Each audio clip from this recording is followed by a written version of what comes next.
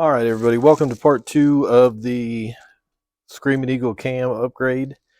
Where we left off in part one, we had everything disassembled. Part two, we're going to start assembling, obviously. We've got our new cam bearings, inner cam bearings here that we need to install into the case using this tool. I got this tool off eBay. There's lots of places to get them. eBay, Amazon, both have them. Varying prices anywhere. I think I've seen them as cheap as about $50 up to $150 or more, just depending on what exactly you want. This seems to be a middle of the road quality kind of a kit. Plenty for what I'm going to do, how often I'm going to use it.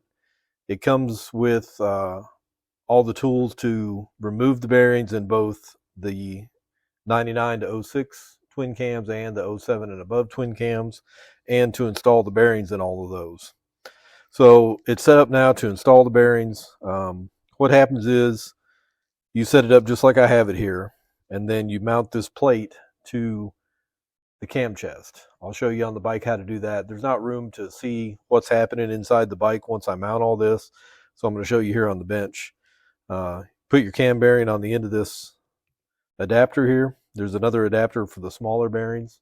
On the earlier twin cams, you mount this to the face of the cam chest using these thumb screws, and then as you turn this, it presses this bearing back into the case.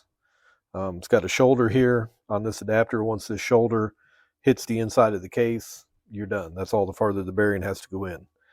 So pretty neat setup, looks pretty easy to use. So I'll get it mounted up to the bike and show you how it goes. One other quick thing, these bearings have really small writing on one side of them. I don't know if you'll be able to see it there or not, but right around the outside of the bearing, there's really small writing, the name of the bearing and the part number and all that. That goes out. I don't think it matters which way it goes per se, but I've always heard that if there's writing on the bearing, put it toward out, or the side that you can see when it's installed. So that's what we're going to do here. We'll get those installed, then we can put our cam plate back together, the new cams in it, and all that kind of stuff, and get going on putting this monster back together. All right, one other thing I wanted to talk about real quick is the inner cam bearings themselves. This one here in my left hand is the factory Harley inner cam bearings. A lot of people say to replace these if you're in the cam chest for something, either a cam upgrade or if you're doing cam chain tensioners, to go ahead and replace these, which again is a pretty simple process. As long as you're already in there, you just need this tool that I just showed you. But the way you can tell if they've been replaced before is this is what the factory bearing looks like. You've got a needle and then a space in the bearing, another needle, another space, all the way around. The upgraded bearing, for a comparison, looks like that. Just the needles are touching each other all the way around. If you put them side by side, you can kind of see, trying to get them both in the light here. If you put them side by side, you can kind of see this bearing on the right has, a lot more needles in it. This is the heavy duty version. I got this from Harley. Part number was, let's see here. There's the part number for it. It's their Screamin Eagle brand, the heavy duty upgrade. You can buy the same bearing that we're looking at here. You can buy this from JP Cycles, Dennis Kirk, S&S, all the different places sell the same bearing for around the same cost. These bearings from Harley wasn't as high as you would think they were. I think the pair come in one part number. One part number gets you both bearings. I think they're around $25, which is in the ballpark of what the other places will charge you, maybe slightly more. But we're putting the upgraded bearings in it. That's what you want to do with yours. But I just wanted to show the difference in what they look like. So if you look in your cam chest, if somebody's been in there before, you can tell whether they've still got the stock bearing in it or whether somebody's put the upgraded bearing in it. So here's what the plate setup looks like mounted on the cam chest. Like I said, you just use these 4 thumb screws on each corner. It holds the plate to the front of the cam chest. Our bearing is on the other end of the screw. You just turn that in. This hole lines up perfectly with the hole where the cam bearing goes. Pushes it right in, stops when it gets to the correct depth. That's all there is to it. When you're ready to press the other bearing in, you just move this over to the other hole, mount everything back up, and that's all there is to it. So the new inner cam bearings went in easy, no issues. Press worked great. Definitely need it. There's no other way to do this job without that tool.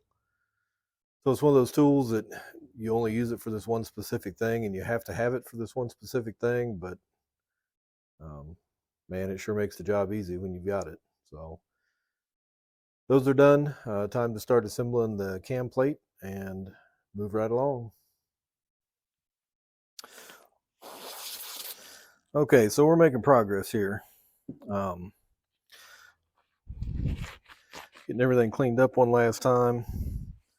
These new Screamin Eagle SE 550, no, sorry, SE 255 cams. These are actually takeout cams from a CVO 110 motor. They actually say, if you can see it there, if I need some more light, they actually say, you see it? I won't know till I'm editing this if you can see that or not.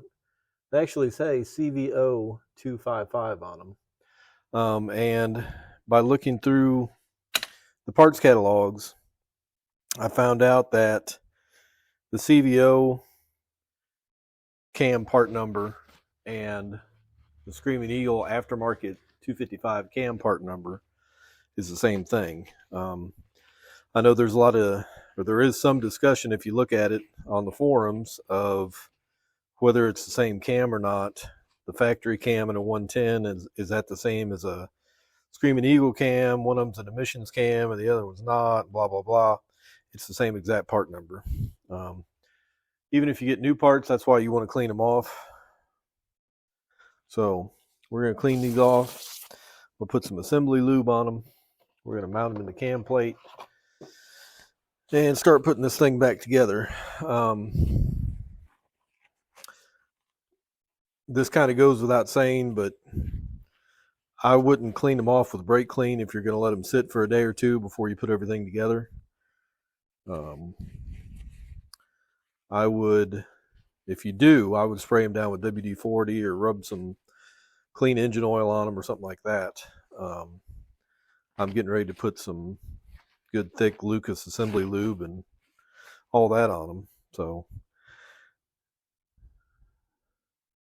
yeah, these are nice and clean, no wear on them.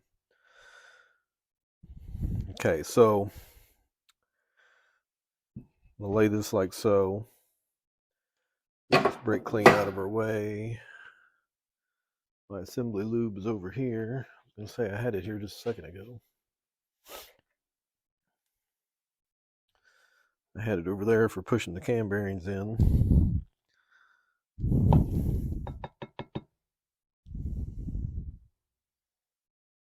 Put some inside the bushings so everything slides together nice.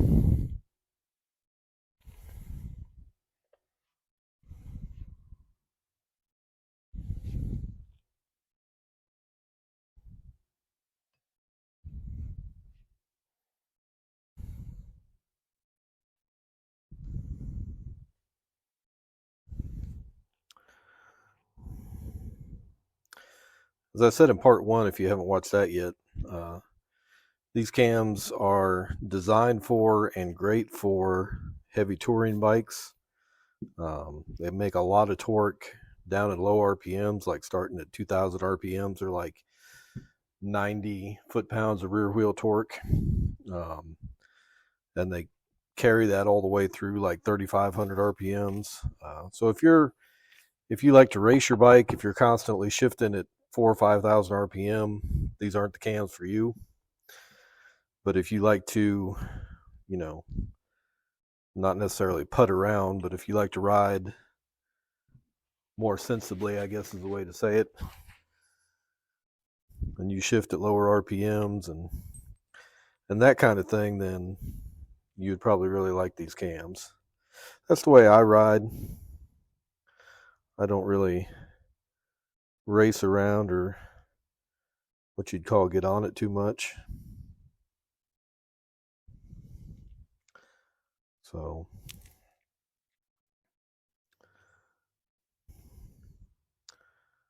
I'm gonna clean these up a little bit more, and we'll be back and put this stuff together. All right, we're making good progress here. We've got the cams timed together. We got the cams timed together. I put a paint mark on our timing chains. I don't know if how well you can see this with the light. Maybe if I move the light over here. I don't know, is that any better? Probably, but you can't talk to me right now, so I don't know what you're saying.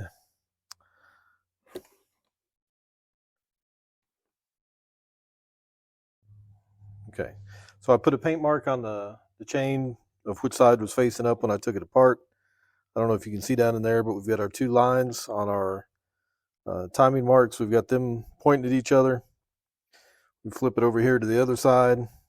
There's two dots on the outside of the cam. They're pointing at each other. So we're right where we need to be. I'm going to clean up this washer and snap ring.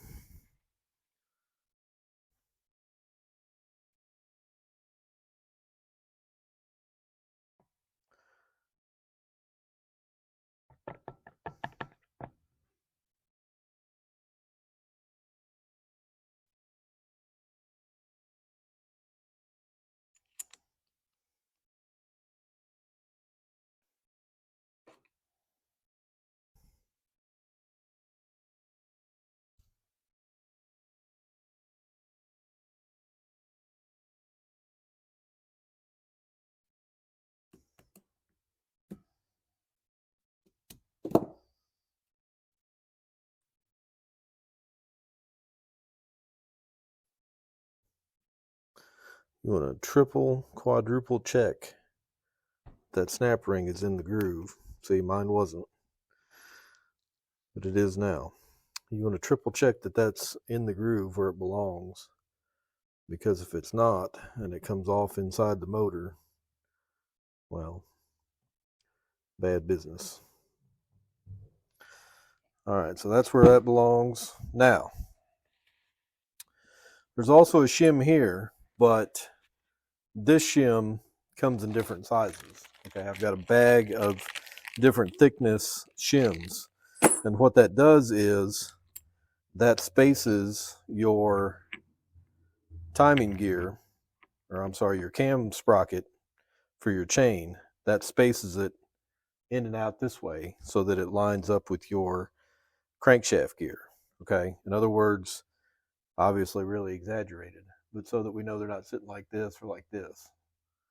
So what we're going to have to do is once we get all this back on the bike, we will lay a flat edge across these two gears. Once we get this mounted on the crank, we'll put the cam gear on, and then we'll lay a flat edge across these and see if they're even. If not, we can change that spacer behind the gear and fix that. So I'm going to leave that off for right now. Next thing we got to do is put the tensioner assembly on this rear chain. I'm going to find something to sit this on in the meantime. Rear tensioner assembly, we're going to put some orange Loctite on these bolts. Torque them down. I got to look the spec up here in the book. I believe it was 100 inch-pounds, but I'm going to look again just to make sure.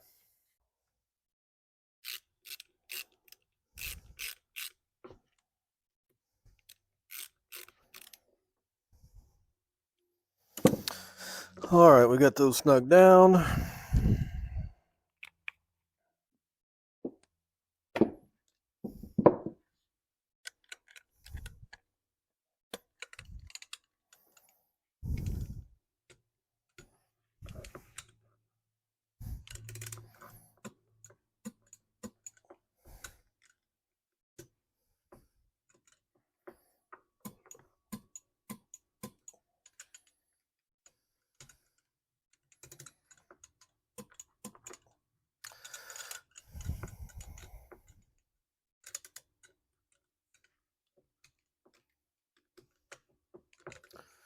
All right, so 100 inch-pounds on those is all it takes.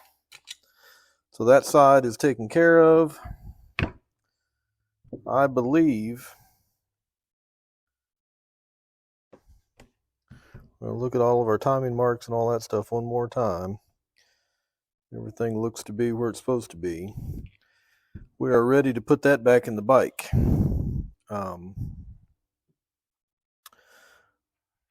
Yeah.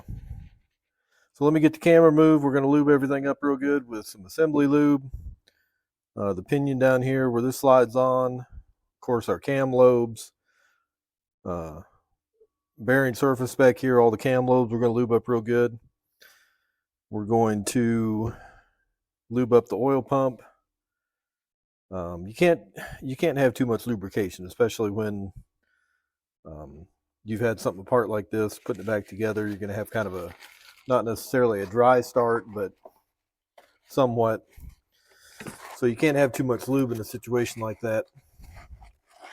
So we're going to get everything lubed up, mount this back in the bike, torque all of our outside bolts down. Pay attention because there's a different spec for these outside bolts that mount the cam plate itself versus the 4 bolts right here that mount the oil pump to the cam plate. All right, so we got the cam plate mounted back in the bike. As you can see, everything went nice and smooth. We got it torqued down. We got the 4 oil pump bolts torqued down. One thing to note on these 4 oil pump bolts when you're torquing those, this plate is numbered, so you want to do them crisscross as you want to do these 6 bolts around the perimeter crisscross as you're torquing them. But these you want to go slow, tighten a little bit, spin the engine. Tighten a little bit, spin the engine. And what you're doing is you're making sure that the oil pump is centered on the crankshaft before you snug it down too much. So what I'm going to do now, I'm going to make sure that these gears are still lined up. We've rotated the crankshaft because of what I just got done explaining. Cam hasn't moved. I'm going to get the crankshaft line back up where it goes. I stopped pretty close to where it belongs. Anyway. All right, so that looks like where that goes. I'll put these gears on here. I'm going to lay a straight edge across them to determine if they are flat with each other. Now, if you're paying attention, you're seeing a mistake that I'm making already because I didn't put this spacer behind the gear.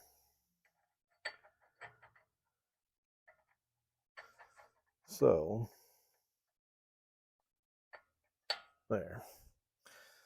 I'm going to put these bolts in here. I'm not going to torque them down. I'm just going to run them down finger tight. The way I'm sure the gear's held in place where it goes.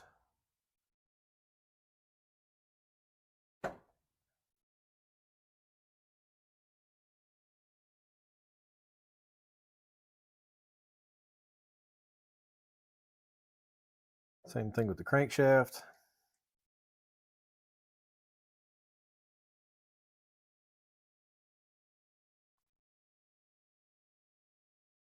Knock on wood. I shouldn't say anything because that tends to change what you say. But knock on wood, everything's going really smooth so far and putting this thing back together. Quick and easy, just like we like. So let me find a good straight edge here.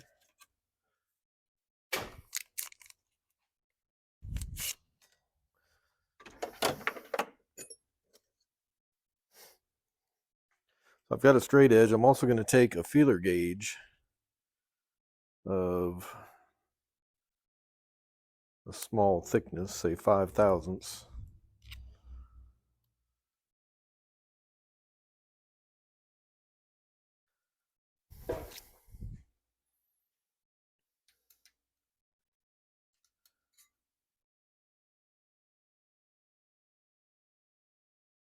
Okay, this is the way this feels.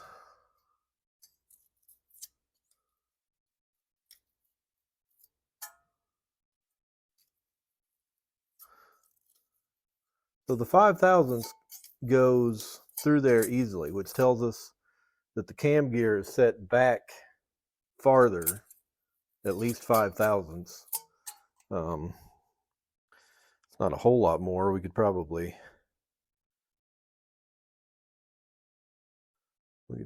measure and find out how much more. I'm gonna have to get in the book and look and see if there's a spec. So an 8 thousandths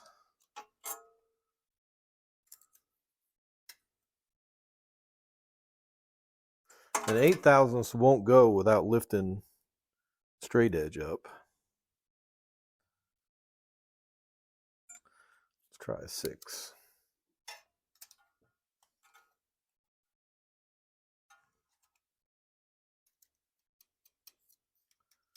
Yeah, 6 won't go either, so it's right at 5 thousandths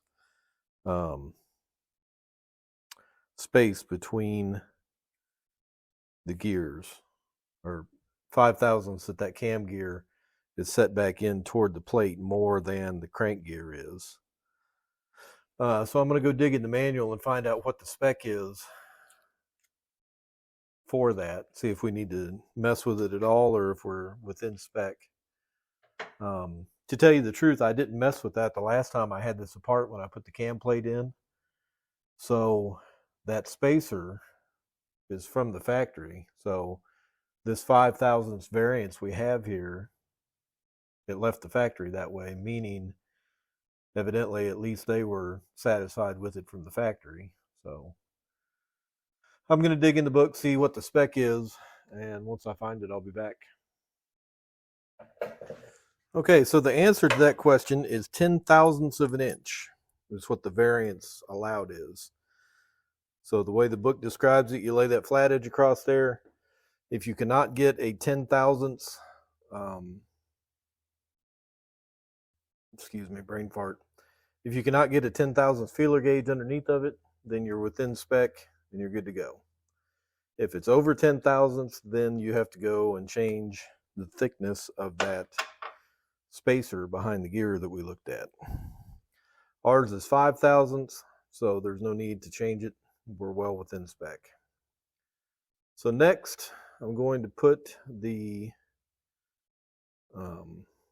next I'm going to take that spacer back off, put some lube behind it, which is back over there on the bench. I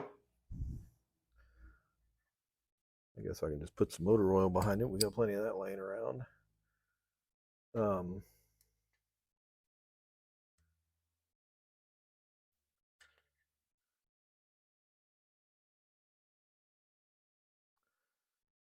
Next, I'm going to put the chain on, timing chain, and the sprockets. Then timing chain tensioner, primary tensioner. And at that point, we are basically ready to put the cam cover back on it. So I've got this chain marked as well with the yellow paint there from where this side was facing out when we took it apart.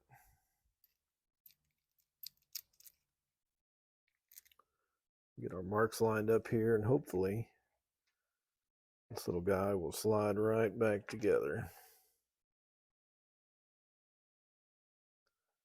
If I can get my hands in the right spot and don't drop anything in the bucket of oil.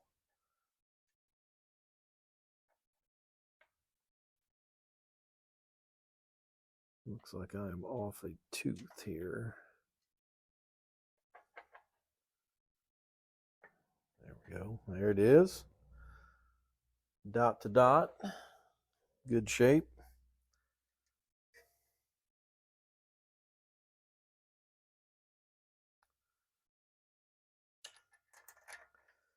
I need to go look at the torque on these.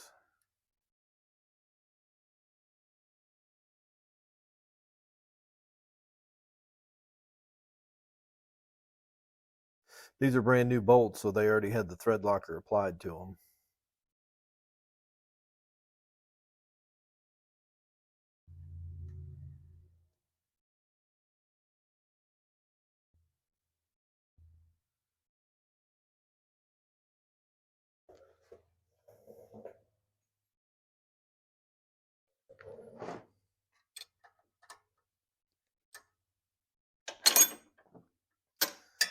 was just sitting here thinking I haven't dropped anything in the oil yet. And that wrench was almost in it.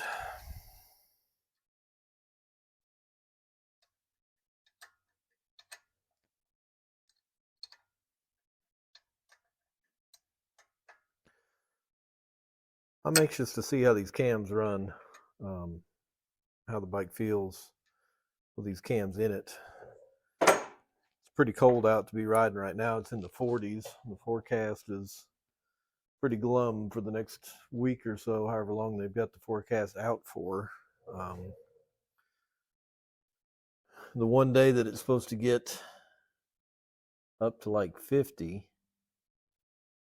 it's supposed to rain that day. There's like a 90% chance of rain, so I don't know what's going to happen.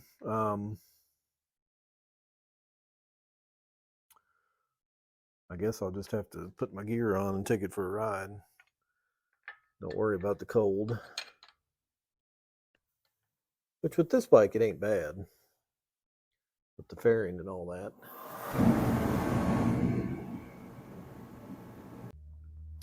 All right, we're making good progress and going back together.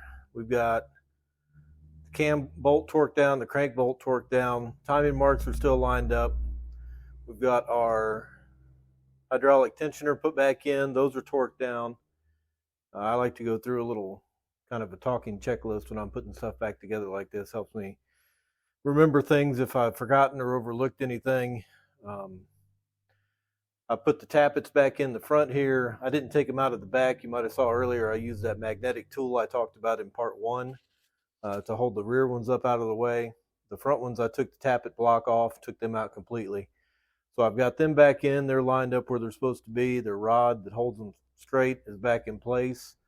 I need to put the tappet block back on next. At that point, we can put the push rods and the push rod tubes back in, get those adjusted, put the cam cover back on, and we will be real close at that point to starting it and seeing what it sounds like. I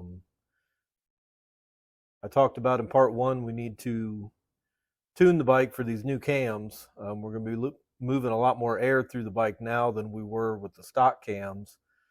So we will need to take our tuner that I have and upload a basic tune to this thing and then take it out and ride it and use the mapping feature to customize that tune, dial it in to the exact combination of intake, exhaust, cam, etc. that we have on this bike to get everything exactly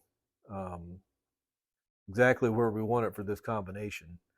So that's kind of where we're at now. I'm going to continue on putting this stuff on. And, hopefully before long here, we'll have a startup. I did an exhaust sample in the part 1 video.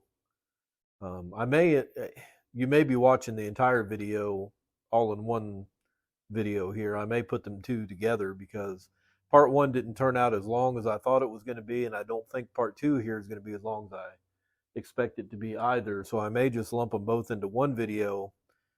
Either way, whatever. There's a before exhaust sound. The audio quality didn't turn out great on it because I had my microphone on. But there is a lot of other videos on the channel of the exhaust on this bike, riding and idling and whatever. So we're going to do a comparison between that before sound and the after the cam upgrade sound. So hopefully it won't be too long before we're doing that. I'm excited to hear what they sound like, to ride it, see what they feel like. It's supposed to be a pretty good upgrade. I'm anxious to see what we get out of it. So that's enough talking. Less jaws and more paws, as they say. All right, so cam cover's back on, tappet cover's back on. I've got the front cylinder intake push rod in, and I've got it adjusted to 0 lash. You want to adjust the lifters when they're on the base circle of the cam. So the base circle of the cam means that your lifter is on this part of the lobe where my finger's at. Okay, you're not up here on the lift of the cam where my thumb's at. You're down here on the very bottom the base circle, the lowest point of the cam lobe. So your lifter's sitting right where my finger's at. All right. So I've got the front cylinder there. We know the front cylinder is at top dead center on the compression stroke because our timing marks in the case are still lined up from where we put the timing chain on. So we know that both of these tappets are on the base circle of the cam right now. So I can adjust both of these push rods where the engine's sitting right now. I'm going to adjust this one since it's easy to get to, then put in the exhaust and adjust it.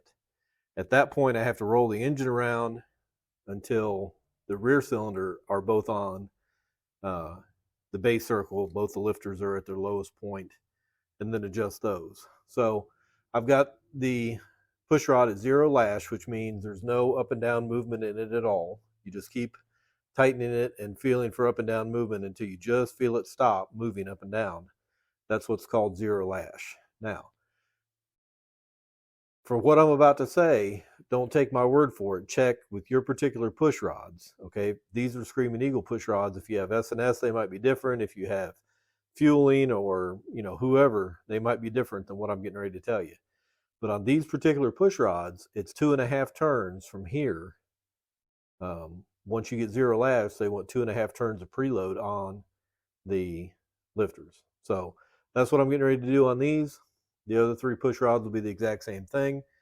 Once we get that done, I'll probably load in the tune before I start it.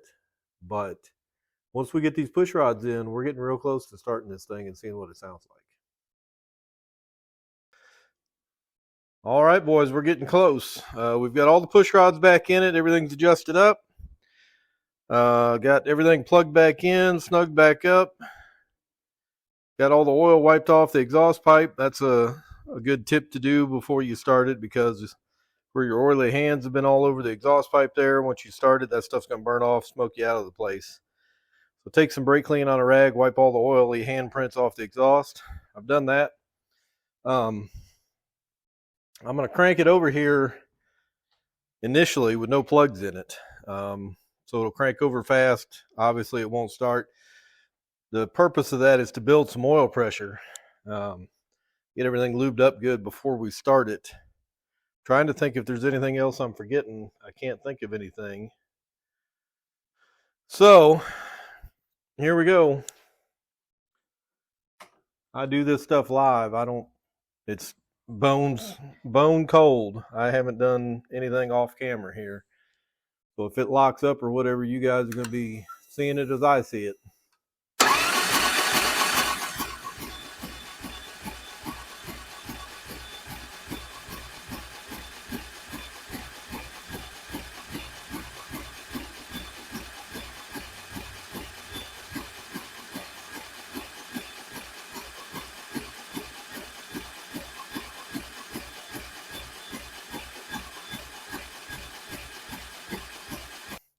We've got oil flowing now. We've got the pump full of oil again. All the crevices in the cam plate. So I'm going to go ahead and put the spark plugs back in it now.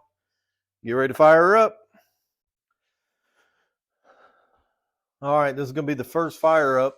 I haven't started it yet. I got the plugs put back in. It should start. I'm anxious to see what it sounds like. I know earlier I talked about I was going to tune it before I started it.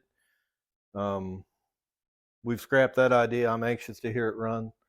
So I'm going to start it, hear what it sounds like. We'll do the exhaust sample like we did in part 1 video. See how much different the exhaust sounds. And then tomorrow or whatever, I'll put the new tune in it, the bass tune, and then take it out and ride it.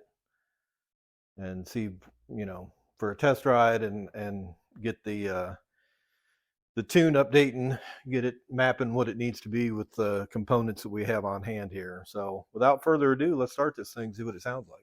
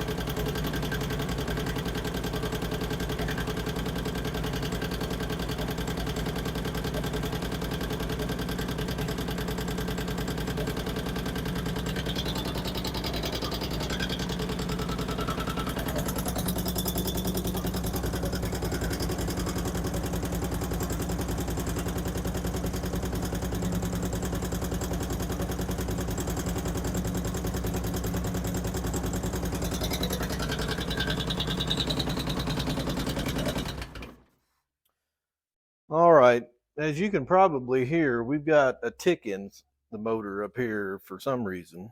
I don't know what, trying to think of what could have went wrong or what's could be causing that. Everything went together nice and smooth.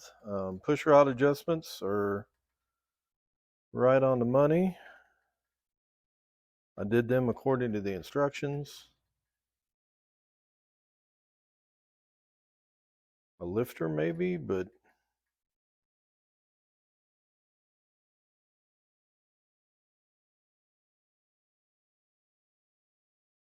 I'm gonna have to tear back into that in the morning and see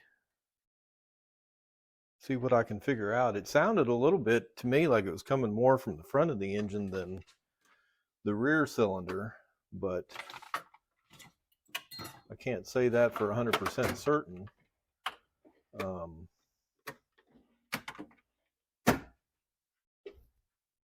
I don't know. What'd you think? The exhaust sounded nice, huh? Started right up. It didn't seem like a dead misfire, like the cylinder wasn't firing. So we got valves opening and closing. We got spark happening. We got compression. Yeah, it just sounded more like it was up in the valve train or up in the push rod lifter area more so than down in the cam chest to me, and kind of in the front part of the motor. So I guess that's what we're going to do. It's getting kind of late now. It's time to go in and have some dinner. I think tomorrow morning I'm going to tear into the front of this and see what I can see. Hopefully it ain't nothing major. So stay tuned. We'll see what happens. All right, folks, got it figured out. Like I said, it sounded to me like the noise was up here in the lifter push rod area up here on the front end. Decided to pop the push rod covers off and take a look at these front push rods, and here's our problem. This push rod's not adjusted properly. I don't know how that happened, but it's very loose. So that's the noise we were hearing, is all the slack in that flopping around. That's also going to change the exhaust tone a lot. So because it's only opening the valve a tiny bit compared to how much it should be. No big deal, nothing to get excited about. No damage done. We're just going to adjust this push rod out properly and fire it back up and see what she says. No problem. Okay, here we go again. We got the push rod adjusted. No big deal. Poop happens sometimes. Don't know exactly how that happened, if I just misadjusted it, if it wasn't sitting in the lifter in the right spot down in the cup and I adjusted it. I don't know. I mean, it was my fault. I'm not trying to shift the blame to the bike or whatever, but either way, she's adjusted the right way now. Everything's put back together, no harm, no foul, nothing was broke. So started up, take two. Let's see what it sounds like. Let's see. I had to take the plugs back out of it again before I could roll it over to adjust that push rod. So I had to put it back in 6th gear again so I could roll it around to the right spot to adjust it. Back in neutral. All right, boys, here we go.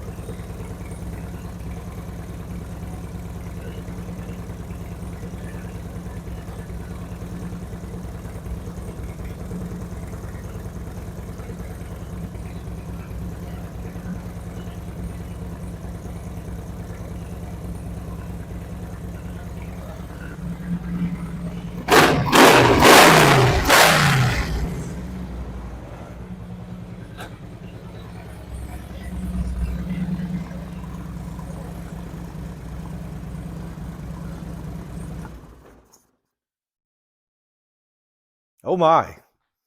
It definitely sounds better in person. I don't know what you can hear through the microphone difference wise, but it definitely sounds better in person, especially the rev ups are a lot different than it was before.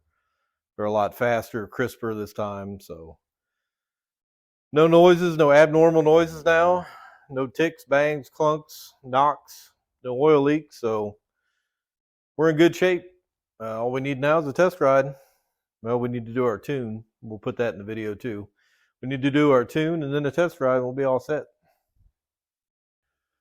All right, that wraps up part 2 of the Screamin Eagle cam upgrade in my 2008 Harley Street Glide. Everything went pretty smooth. We did have that one little hiccup with the exhaust push rod on the front cylinder. Just need an adjustment, no big deal. I think I'm going to be happy with these cams. As I said throughout the video, they're made for exactly the way I ride. Supposed to give a lot more torque and everything throughout the lower RPM range, which is, again, exactly where I ride. So I think we're going to be great with those. I'm anxious to get out on a test ride. It's supposed to be about 40, 43, something like that today. So I think I'm going to, put on my long johns and go for a ride today. So I'm anxious to do that. If you've watched this far, I really appreciate it. Take a look at my other videos. I've got other motorcycle videos. I've got car videos, a little bit of everything on this channel. So please take a look, leave comments, likes, let me know what works, what doesn't work, what you'd like to see in the future. I appreciate it very much. Thanks for watching.